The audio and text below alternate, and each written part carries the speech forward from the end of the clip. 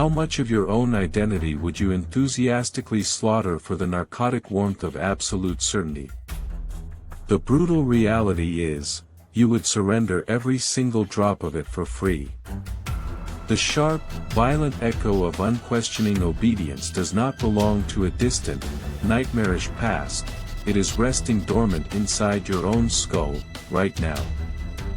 We confidently declare that we would never fall for the seduction of a dictator, that we would be the brave resistance, that our modern progressive values are an impenetrable shield against tyranny.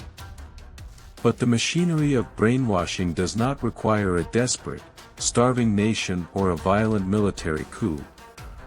It only requires a clever manipulation of your deepest psychological vulnerabilities, and exactly 5 days. I am going to pull you from the comfortable, arrogant illusion of your civilized life, down through the fragile surface of modern society, and straight into the pitch-black abyss of human compliance. We are going to explore the darkest corners of the human psyche, to understand how easily the mind can be bent, how eagerly the soul can be surrendered, and how the seeds of a totalitarian nightmare are just waiting for the exact right conditions to sprout. Welcome to the investigation. Today, we are opening the files on a psychological descent so chilling, so profoundly disturbing, that it permanently shattered the minds of those involved, and serves as a grim warning that the modern world has entirely ignored. This is the story of the third wave. Let us set the scene. The setting is Palo Alto, California, the late 1960s. This is the absolute epicenter of the American post-war dream, a place of manicured lawns, progressive ideals, academic excellence, and boundless optimism. Stanford University sits just down the road, radiating intellectual superiority. The civil rights movement, the anti-war protests, the summer of love, this massive cultural revolution is swirling heavily in the air. The teenagers at Coverly High School are the children of the affluent, the highly educated, and the staunchly liberal. They are confident, deeply questioning of authority, and utterly convinced of their own moral superiority. They are, in their own minds, the absolute last people on earth who would ever embrace the darkness of fascism. Enter Ron Jones. Jones is a charismatic, unconventional, and highly popular history teacher. He is the kind of teacher students absolutely adore. He does not just lecture from a dusty, outdated textbook. He engages them, he challenges their preconceived notions, and he treats them like intellectual equals rather than subordinates. He is young, energetic, and deeply passionate about bringing history to life.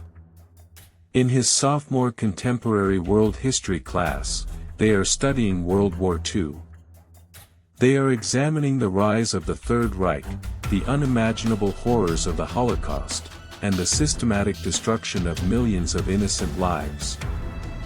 During one of these intense lessons, a student raises a hand and asks a question that seems, on the surface, perfectly innocent. It is the exact same question we have all asked when confronted with the crushing reality of the Nazi regime. How could the German people claim ignorance? How could ordinary citizens, shopkeepers, teachers, and neighbors simply stand by while millions of their fellow citizens were segregated, persecuted, and eventually murdered? How could an entire civilized nation be seduced by such obvious, cartoonish evil? Why didn't anyone try to stop it? Ron Jones pauses. He looks at his students. He looks at these bright, privileged, confident young minds who believe they have the moral high ground over history. He realizes in that moment that no historical explanation, no textbook analysis, no philosophical discussion will ever truly answer that question. Words are simply not enough to convey the seductive, intoxicating power of fascism. The only way they could possibly understand the insidious, creeping nature of totalitarianism is to experience it firsthand. Not as an abstract concept, but as a living, breathing reality. And so, in a moment of perhaps highly dangerous inspiration, Ron Jones decides to conduct an experiment. He decides to bring the terror directly into the classroom. This marks the beginning of the rabbit hole. Jones does not announce his intentions. He does not tell his students they are about to become subjects in a deeply unethical psychological simulation. He does not ask for consent. He simply walks into his classroom on a Monday morning and introduces a completely new concept to his curriculum. He calls it strength through discipline. He stands before his class, his entire demeanor completely changed. The friendly, approachable, bohemian teacher is gone. In his place stands a stern, unyielding, almost statuesque authority figure. He begins to lecture on the immense beauty and power of discipline. He speaks about the unparalleled success of professional athletes, the flawless precision of a ballet dancer, the relentless power of a dedicated scientist.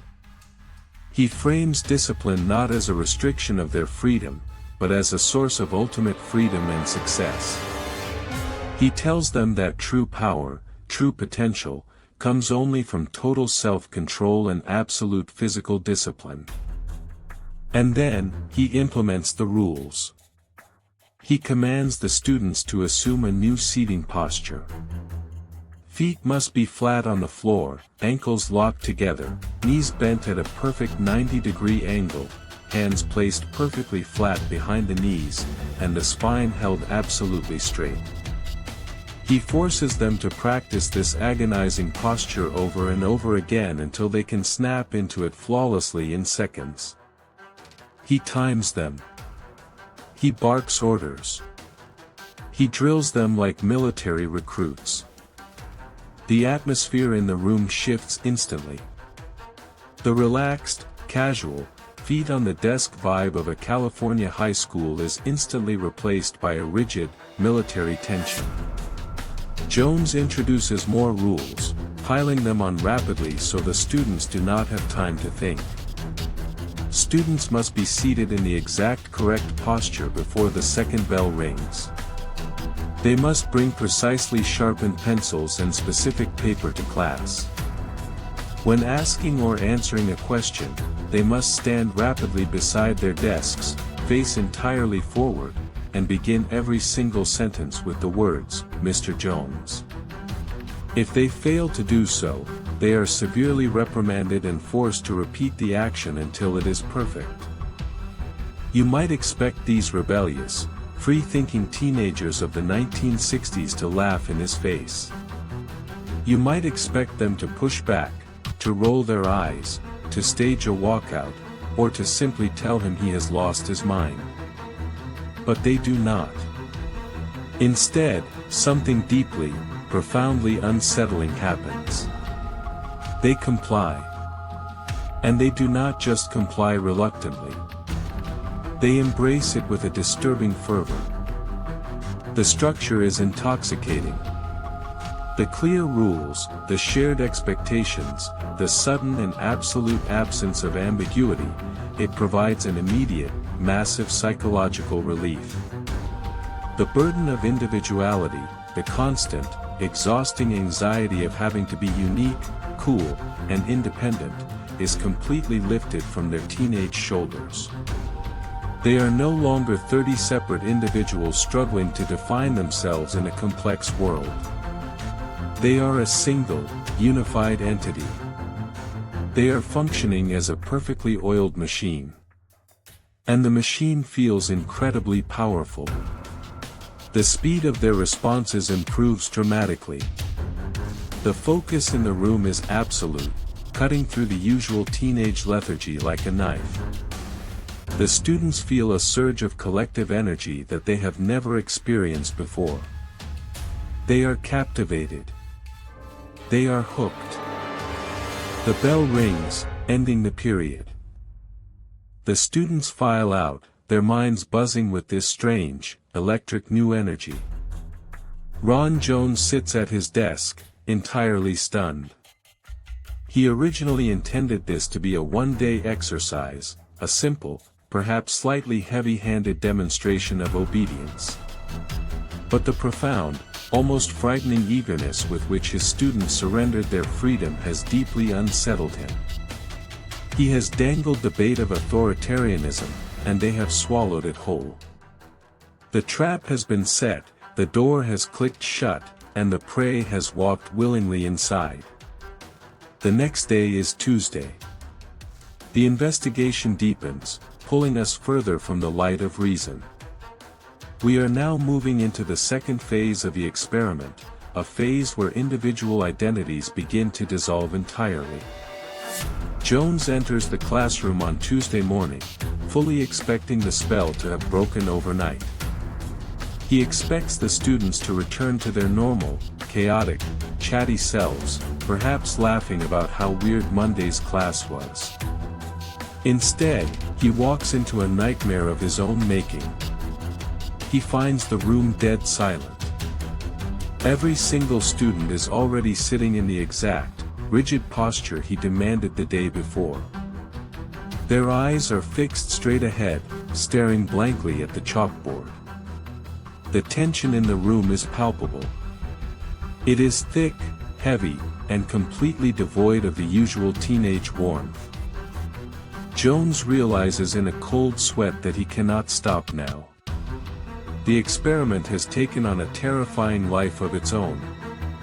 He walks to the chalkboard, picks up a piece of chalk, and writes a new slogan beneath the first. Strength through community. He turns to the class and begins to speak about the unparalleled power of belonging. He tells them that discipline is entirely meaningless without a shared purpose to direct it. He speaks of the glory of being part of something larger, more important, and more powerful than oneself. He uses hypnotic, rhythmic language to draw them further into the web. He tells them they are special. He tells them they are a chosen few, a superior group of individuals who understand what the rest of the school does not. To solidify this new, exclusive community, Jones introduces a salute. It is a simple gesture, but its psychological weight is immense. A raised right hand with the fingers curled, resembling the crest of an ocean wave. He calls it the third wave salute. The name, he explains, is derived from the myth that the third wave in a series is always the largest, the most powerful, and the most destructive force of nature. He commands the students to salute each other both inside and outside the classroom. He tells them that whenever they see a fellow member of the third wave, they must acknowledge them with this physical symbol of their shared superiority. Imagine the profound psychological shift occurring in these hallways. The salute is not just a quirky greeting. It is a physical, undeniable manifestation of their new, collective identity. It is a secret code that immediately separates them from the rest of the school population. It creates an instant, powerful, and dangerous division. There is now the in-group, the disciplined, superior members of the third wave, and there is the out-group, everyone else who is weak, disorganized, and inferior. The salute reinforces their bond every single time they pass each other in the hallway, at their lockers, or in the cafeteria. It is a constant, physical reminder of their submission to the group and their belonging to something grand. By the end of Tuesday, the atmosphere in Coverly High School is beginning to radically change. The third wave is no longer contained within the walls of a single, isolated history classroom. It is spreading through the student body like an incredibly contagious virus. The students are enthusiastically saluting each other in plain sight. They are walking with a new, aggressive sense of purpose. The intoxicating, narcotic feeling of belonging to a superior, disciplined group has completely overridden their critical thinking skills. The very students who would typically protest against authority, who listened to Bob Dylan and talked about peace and love, are now the most devoted foot soldiers of a budding totalitarian regime. Wednesday arrives. Day 3. The transition into a full-blown fascist micro-state accelerates at a breakneck pace. The slogan for the day is written on the board before the students even arrive. Strength through action. Jones explains that discipline and community are entirely worthless without concrete action to enforce them. He introduces the concept of absolute loyalty. He issues physical membership cards to every single student. The cards are simple pieces of paper, but their psychological impact is profound. They are tangible proof of inclusion. However, Jones adds a sinister twist. 3 of the membership cards have a red X marked quietly on the back. Jones announces to the class that those with the red X have been assigned a special, highly important duty. They are the official monitors. They are explicitly commanded to report any student, inside or outside the classroom, who does not strictly follow the rules of the third wave. Let that sink in for a moment. He has just weaponized their peer group. He has actively turned these children into a secret police force. He has transformed friends into potential informants. The results are immediate, absolute, and terrifying. A wave of deep, chilling paranoia sweeps through the classroom. No one knows who the official informants are. Suddenly, your best friend could be watching your every move. The person sitting next to you, who you shared a joke with last week, could report you for slouching in your chair, or for failing to salute sharply enough, or for speaking without permission. The invisible, suffocating chains of totalitarian control are drawn incredibly tight. The students immediately begin to police themselves and each other with a ruthless, unforgiving efficiency. The fear of being reported crushes any lingering thoughts of rebellion. But the absolute most disturbing development on Wednesday is not the assigned informants. It is the volunteers. By the end of the day, Ron Jones has received over 20 detailed reports of rule violations from his students. Only 3 of those reports came from the students who actually had the red X on their cards. The rest came from ordinary members who desperately wanted to prove their absolute loyalty to the movement. They were eagerly, maliciously throwing their classmates under the bus to gain favor with the authority figure. They had become a willing, enthusiastic surveillance state. They were turning on each other for the sheer thrill of exercising power within the new system. And the movement is exploding far beyond its original boundaries. The initial class of 30 students has swelled massively. Students from entirely different classes are skipping their scheduled periods just to sit in on Jones's lectures. They are forging hall passes, ditching their friends, and literally begging to be allowed into the third wave. By the end of Wednesday, the movement has over 200 dedicated members. The school administration is entirely oblivious to the dark psychology unfolding. The parents are unaware. The virus is multiplying rapidly in the dark, feeding voraciously on the desperate, universal teenage need for identity, structure, and belonging. Jones introduces the final requirement of the day, the concept of initiation. To join the third wave now, a new member must be officially recommended by an existing member. They must stand before the group and swear absolute, unquestioning allegiance to the movement. They must surrender their individuality completely and permanently. And they do it.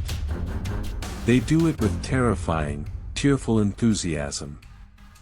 The critical thinkers, the school rebels, the popular athletes, the quiet outcasts, they are all flattened into a single, uniform, saluting mass. Jones himself is rapidly losing his grip on reality. He is no longer just a history teacher playing a complicated part for an academic lesson. He is beginning to deeply enjoy the power. He finds himself looking out at this vast sea of obedient, saluting teenagers and feeling a dark, undeniable thrill of omnipotence. He has created a monster from scratch, and he is intoxicated by its roar. He even acquires a personal bodyguard. A student named Robert, a physically imposing boy who had always struggled academically and socially, finds his true calling and ultimate purpose in the third wave. Robert shadows Jones everywhere he goes, opening doors for him, standing guard outside the teacher's lounge while he eats lunch, and staring down anyone who approaches him. Robert has found profound meaning in total subjugation, and Jones is more than willing to play the role of his supreme leader. It is now Thursday. Day 4. The experiment has completely and utterly spiraled out of control. The investigation reaches its critical mass, and the pressure is threatening to blow the entire school apart. The Cubberley High School campus is practically vibrating with the dark energy of the third wave. Over 200 students are now deeply, aggressively entrenched in the movement. The entire social fabric of the school, the cliques, the friendships, the rivalries, has been torn apart and rewoven into a single, terrifying fascist tapestry. The slogan for Thursday is "Strength through Pride." Jones speaks to a completely full classroom. In fact, it is overflowing. Students are sitting on the cold floor, standing in the back, packed shoulder to shoulder in the aisles. The silence in the room is absolute, heavy, and reverent. When Jones speaks, his words are absorbed like holy gospel. He tells them that the third wave is not just a classroom experiment. He tells them it is real. He announces, with a straight face and commanding voice, that the third wave is actually a massive, nationwide youth program. He claims that over 1,000 schools across the entire country are participating simultaneously, building an army of disciplined youth. He tells them that the political system of the United States is deeply corrupt, that democracy is failing them, and that only through the extreme discipline, community, and action of the third wave can the nation be saved from total ruin. He tells them they are the vanguard. They are the chosen generation, the elite, destined to lead a glorious new era of order and strength. The students are completely mesmerized. The sheer scale of the lie makes it completely impossible for them to doubt it. It validates everything they have been feeling all week. The profound sense of superiority, the intoxicating, overwhelming power of the collective, it all makes perfect sense now. They are not just playing a game in a suburban high school, they are part of a massive, national revolution. They are historical figures in the making. Let us pause for a moment to analyze the dark psychology of this incredible deception. This is the exact hallmark of every successful cult and totalitarian regime in human history. You isolate the group, you create a powerful shared identity, you enforce rigid, arbitrary rules to test compliance, and then, only when they are fully indoctrinated, you introduce a grand, world-altering narrative. You convince the followers that they, and they alone, possess the ultimate truth, and that the outside world is weak, corrupt, and in desperate need of their salvation. The ego is massively stroked while the individual identity is simultaneously and completely erased. It is a psychological masterclass in manipulation, and it is working flawlessly on these intelligent teenagers. But the dark side of this overwhelming pride is beginning to show its teeth in the hallways. The third wave has become an aggressive enforcement squad. Students who actively refuse to join, or who express even mild skepticism about the movement, are severely socially ostracized. Some are physically intimidated. There are dark reports of students being aggressively pushed into lockers, threatened in the hallways between classes, and aggressively confronted by mobs of third-wave members for simply not saluting. The in-group requires an out-group to survive, and the third wave is beginning to actively hunt for enemies. The most chilling aspect of Thursday is the absolute, spectacular failure of the adult world to intervene or even recognize the danger. The school principal, a man who prides himself on his progressive leadership and open-mindedness, actually returns the third-wave salute when Jones greets him in the hallway. He thinks it is just a harmless quirk, a creative, engaging teaching method to get kids interested in history. The parents, who are typically highly involved in their children's education, see the dramatically improved posture and the sudden, intense focus on discipline, and they actively approve. They see their previously rebellious teenagers suddenly acting respectful, orderly, and focused, and they do not question the terrifying mechanism behind it.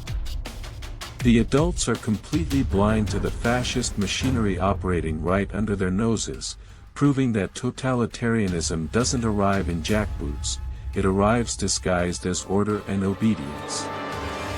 Jones, however, is terrified. He realizes he has created a Frankenstein's monster that he can no longer control. The momentum of the third wave is monstrous, unstoppable, and deeply dangerous. He is physically exhausted, emotionally drained, and profoundly disturbed by his own capacity for tyranny. He knows he has to end it immediately, but he cannot simply tell them it was a joke. They are far too invested. The cognitive dissonance would be too violent. They would completely turn on him, or worse, they would carry the movement forward without him, finding a new leader to channel their dangerous energy. He needs a definitive, shocking, and undeniable conclusion to shatter the illusion completely and permanently. So, he makes his final, desperate move. He announces a mandatory, high-security rally for all third-wave members. The rally is scheduled for Friday at exactly noon in the main school auditorium. He tells them that during this rally, the national leader of the third wave will address them via a special, closed-circuit televised broadcast. He promises them that the leader will announce the official launch of the movement across the entire country, and that they will be the first to hear their marching orders. The anticipation in the school is electric, almost maddening. The students are ecstatic. This is the singular moment they have been waiting for. The ultimate culmination of their discipline, their community, their action, and their overwhelming pride. They spend the entire rest of Thursday making massive banners, meticulously preparing the auditorium, and obsessively practicing their posture and salutes. They are ready to completely change the world. They are ready to fully embrace the abyss. Friday. Day 5. The resolution. The final, devastating act of our investigation into the dark psychology factory. The atmosphere in the Cubberley High School auditorium is highly charged, practically suffocating with anticipation. Over 200 students are packed into the seats. The doors are heavily guarded by third-wave sentries, strict enforcers of the new regime. Absolutely no one is allowed to enter without performing the sharp, perfect salute.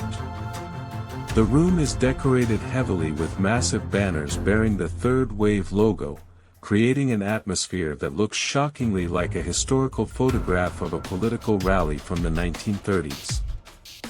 At exactly noon, the heavy doors close. Ron Jones walks slowly onto the stage. He is flanked closely by his student bodyguards, including Robert, who stands at rigid attention. The massive auditorium falls into a dead, reverent, terrifying silence. Jones looks out at the sea of eager, youthful faces. Every single one of them is sitting in perfect, agonizing posture. Their eyes are shining with an undeniable fanaticism. They are completely, utterly his to command. He commands them to demonstrate their discipline one last time. He barks out the slogans. Strength through discipline. Strength through community. Strength through action. Strength through pride. The students roar the slogans back at him in perfect, deafening unison. The sound echoes violently off the walls of the auditorium, a terrifying, physical testament to the power of collective brainwashing. It is the sound of 200 minds snapping shut at exactly the same time. Jones points dramatically to the center of the stage. There, sitting elevated on a table, is a large television set. He tells them that in just a few moments, the broadcast will begin. The national leader of the third wave, the supreme architect of their movement, will appear on that screen and officially announce the formation of their new, glorious society to the world. He walks slowly over to the television. The room holds its breath. He turns the dial. The screen flickers to life. But there is no leader. There is no broadcast. There is only the harsh, blinding snow and the loud, buzzing static of a blank, dead channel. The white noise fills the massive auditorium. The students sit in perfect, rigid silence, staring intently at the empty screen. They wait. They wait desperately for the face of their savior. They wait for the ultimate validation of their extreme obedience. The seconds tick by, agonizingly slow. The static continues to hiss aggressively into the silence. Slowly, incredibly slowly, the realization begins to creep into the room. The absolute, unshakable certainty begins to crack. Students shift uncomfortably in their seats. The perfect, rigid posture begins to visibly crumble. The silence is no longer reverent, it is highly anxious. It is deeply confused. The grand illusion is rapidly fraying at the edges. Jones lets the static play for several long, excruciating minutes. He wants the emptiness to sink deeply into their bones. He wants them to feel the massive, gaping void where their grand purpose used to be. He wants them to feel the absolute hollowness of their fascism. Finally, he steps forward. He reaches out and turns off the television. The sudden, dead silence that follows is heavier and more oppressive than the static. He looks out at his students, his voice trembling slightly with the weight of what he is about to do. "Listen to me," he says, his voice echoing in the vast room. "There is no national leader. There is no nationwide movement. You have been manipulated. You have been entirely used. You are no better, and you are certainly no worse, than the German citizens we have been studying all week." The words hang in the air like a heavy guillotine blade waiting to drop. Jones continues, his voice rising with intense emotion. "You thought you were part of something great. You traded your personal freedom for the comfortable, easy illusion of discipline. You traded your unique individuality for the false superiority of a group. You believed that you were special, that you were the chosen few destined to rule. But look at what you actually became. Look at how easily you surrendered your own minds. Look at how quickly you turned on each other, how willingly you became spies and informants, how aggressively you bullied and intimidated those who did not conform to your arbitrary rules. He reaches into a cardboard box on the stage and pulls out a massive film projector. He aims it at a large white screen behind him and flips the switch. The flickering, haunting black and white images of Nazi Germany fill the room. The massive Nuremberg rallies. The endless, terrifying sea of saluting arms. The terrifying, robotic uniformity of the Hitler Youth. The train cars. The concentration camps. The unspeakable horrors they had studied in class, but never, ever truly understood until this exact moment. You asked me, Jones says over the relentless clicking sound of the projector, how the German people could claim ignorance.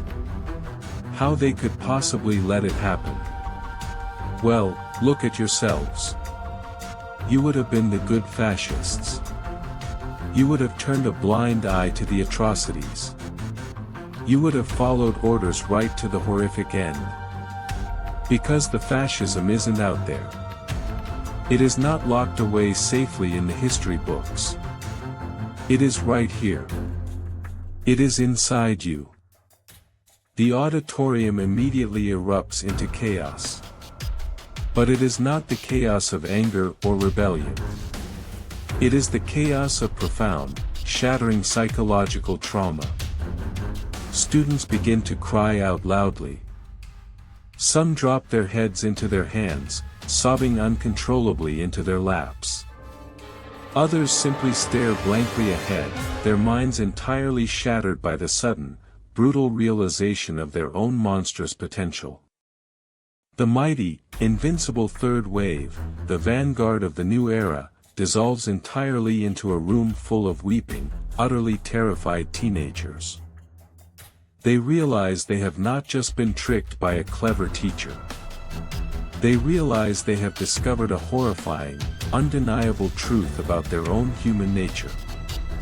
They look at their hands, the very same hands that eagerly and proudly saluted a dictator just moments ago. They look at the friends they actively betrayed just to get a pat on the back from authority. The shame is absolute. It is a crushing, suffocating, unbearable weight. The immediate aftermath of the third wave experiment was characterized by a profound, haunting, and incredibly heavy silence. The students filed out of the auditorium that Friday afternoon in a state of absolute shock. There was no discussion in the hallways. There were no debates in the cafeteria.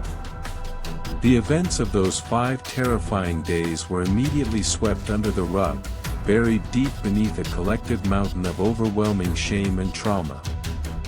It was a psychological wound so deep, so completely humiliating, that the vast majority of the participants simply could not bring themselves to speak of it for years, and some, for decades. Ron Jones was quietly denied tenure and dismissed from Cubberley High School 2 years later. While the official administrative reasons were varied and bureaucratic, the dark shadow of the third wave undoubtedly hung over his departure. He had crossed a massive, unforgivable ethical line. He had taken his students to the very edge of the psychological abyss, and he had pushed them headfirst into the darkness. He had proven his historical point, yes, and he had taught them a lesson they would never forget, but at what cost to the developing psyches of those vulnerable teenagers? He had shown them the monster inside themselves, and you cannot simply unsee the monster. This brings us to the end of our investigation. But the real, visceral horror of the third wave is not that it happened in a California high school in 1967. The real horror is what this experiment reveals about the present moment, right here, right now. We sit comfortably in our homes, casually scrolling through our curated social media feeds, entirely convinced of our own absolute autonomy. We falsely believe that our political opinions are entirely our own, that our affiliations are the direct result of careful, rational, and independent thought. We look at extremist groups, online cults, and radicalized political movements, and we arrogantly think to ourselves, I would never be so incredibly foolish. I am simply too smart. I am too well educated. I am too independent to ever be brainwashed. But the incredibly dark legacy of the third wave absolutely destroys that comforting illusion. It proves, with terrifying, empirical clarity, that the fundamental human desire to belong is vastly stronger than the desire to be free. It proves that when the world outside feels chaotic, when societal anxiety is running high, and when the heavy burden of individual responsibility becomes simply too much to bear, human beings will eagerly, happily sprint into the open arms of a tyrant. All that tyrant has to do is offer them strict discipline, a fiercely loyal community, and a convenient scapegoat to blame for all their problems. The mechanics of fascism are not mystical, and they are not complicated. They are brutally, devastatingly simple, and they explicitly exploit the deepest, most fundamental vulnerabilities of the human operating system. We deeply crave structure in a chaotic universe. We desperately crave a tribe to protect us. We aggressively crave the intoxicating, addictive feeling of being absolutely right, of being morally superior, of being an essential part of a massive movement that is supposedly going to save the world from ruin. Think critically about the invisible algorithms that dictate what information you see every single day. Think about how they deliberately create impenetrable echo chambers, how they systematically reward outrage and division, how they aggressively divide us into rigid, uncompromising in-groups and out-groups. Think about the severe ideological purity tests demanded by modern political and social factions, where the absolute slightest deviation from the accepted narrative results in immediate, ruthless excommunication and public shaming. We are virtually saluting each other every single day in the digital hallways of the internet, aggressively signaling our virtue, proving our unwavering loyalty to our chosen tribe, and ruthlessly hunting down the nonconformists. The third wave was not an anomaly. It was not a fluke. It was a perfectly polished mirror. It showed us the terrifying monster that lives quietly in the basement of the human mind. The monster is not a dusty historical artifact wearing a swastika or marching in a black and white film. The monster is the very human, very present desire to completely surrender the terrifying, exhausting responsibility of freedom for the warm, comfortable, and deadly embrace of total compliance. If you take absolutely anything away from this descent into the dark psychology factory, let it be this terrifying truth. Do not ever trust your own perceived immunity. Do not for 1 second believe that your higher education, your modern values, or your personal morals are a magical shield against psychological manipulation. The very moment you confidently believe you are completely incapable of falling for the illusion, you are already halfway inside the trap. You must relentlessly question the groups you belong to. You must question the comforting slogans you repeat without thinking. You must fiercely question the intoxicating, addictive thrill of shared, collective outrage. Because the conditions for a third wave are always present in our society. The dormant seeds of totalitarianism are always resting in the soil, just waiting for the rain. All it takes is the right charismatic leader, the right set of rigid, unifying rules, and the collective, catastrophic decision to stop thinking for ourselves and start marching in unison. This officially concludes our investigation into the third wave experiment. You have stared directly into the abyss. You have seen exactly how easily the human mind can be unspooled, and how quickly the soul can be handed over to the collective. The files are now closed, but remember this, the machinery of manipulation is still running perfectly, right outside your door, and right inside your screens. Stay vigilant. Stay stubbornly independent. And whatever you do, do not salute.